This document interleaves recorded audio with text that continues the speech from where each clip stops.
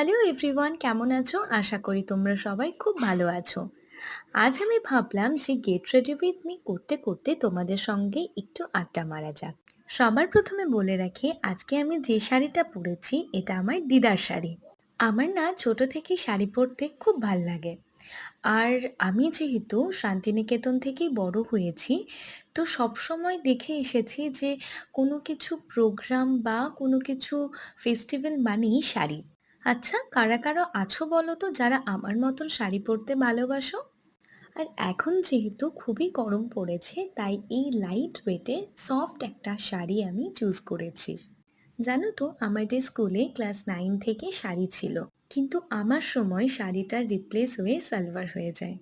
তো সেরকমভাবে স্কুলে তো শাড়ি পরে যাওয়া হতো না, তবে কোনো রিহার্সাল বা প্রোগ্রামের সময় আমরা সবসময় শাড়ি পরে যেতাম।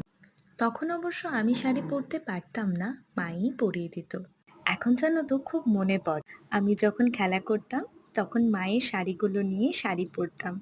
আমি না কুচি করতে পারতাম না, যেদিকে কুচি হয় তার ঠিক উল্টো দিকে কুচি করতাম। তোমাদের সাথে গল্প করতে করতে এখানে আমি পুরো রেডি হয়ে গেছি। দেখা হচ্ছে নতুন আরেকটা ভিডিওতে। টাটা।